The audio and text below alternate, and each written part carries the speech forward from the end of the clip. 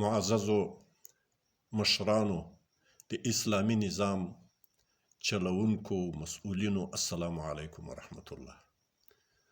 زه د تاسې یو خادم و خیرخواه او د اسلامي نظام د ډیرو کلو یو متمنی او ارزو لرونکی یم. او زه مولوي شجاع الدین یم او غواړم چې له تاسې سره د خپل زړه خواله او راز شریک کړم. لومړی داسې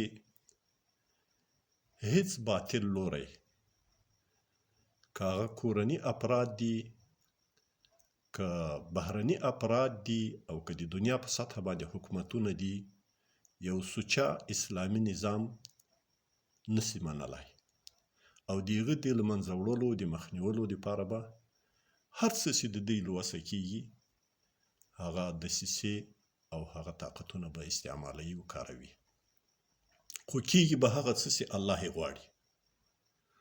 الله عز وجل موږ تاسې ته په قرآن عظیم الشان کې فرمایي یا ایها الذین آمنوا ان تنصروا الله ینصرکم ویثبت اقدامکم. په دې آیات باندې د موږ ایمان ده. الله راته وایي ای مؤمنانو که تاسې د الله د دین نصرت وکړئ، د الله په دین وچلیږئ، الله به د تاسې مرسته کوي. ویثبت اقدامکم او الله به د تاسې قدمونه مضبوطوي او تاسې به پایدار کوي.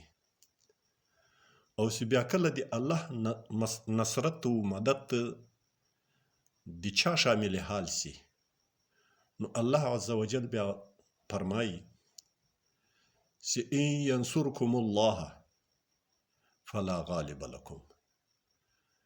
که مرسته او مدد وکړي د تاسې الله نو بیا هیڅ برلاسی او هیڅ غالب په تاسې باندې نسته.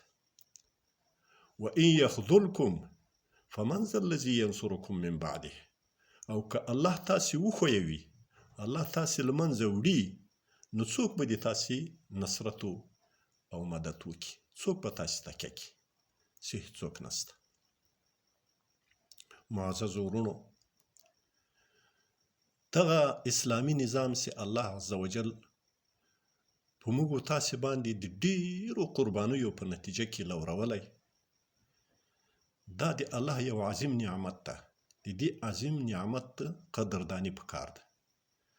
او په دې ظرف د تقریبا 2 کلو کې چې ورته ګورو ډیرې ښې لاسته راوړنې لرو الحمدلله، خو 2 ډیر لوی مشکلات لرو.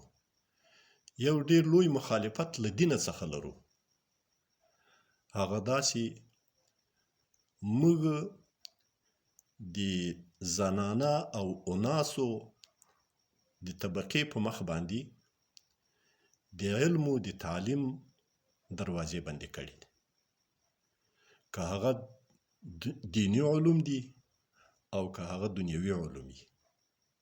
د دې په مخ باندې د دروازو بندول دا د قرآن خلاف دي، د نبوي ارشاداتو خلاف ده او د فقه حنفي د فیصلو او د فتواو خلاف ده.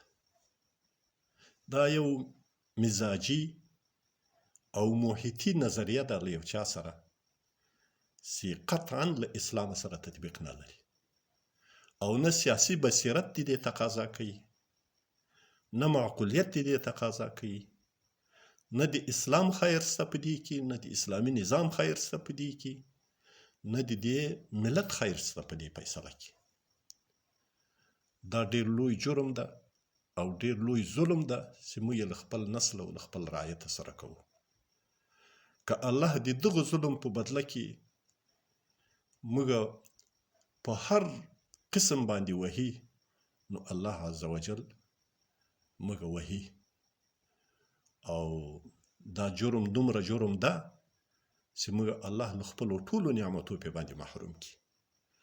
د اسلامي نظام ذمہواري جوړیږي چې د خپل نسل سالمه تربیه وکړي، هم د دین په شعبه کې هم د دنیا په شعبه کې، هم نارینه تربیه کړي هم زنانه تربیه کړي.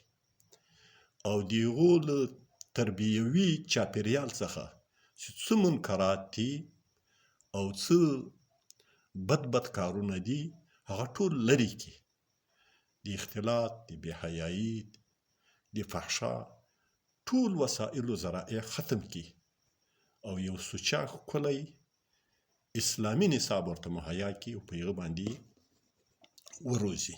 دا د اسلامي نظام ذمهواري ده، نه داسې چې هغه د یو قسم بانو په نتیجه کې دا دروازې د دین د علم او د تعلم او د تعلیم بندوي.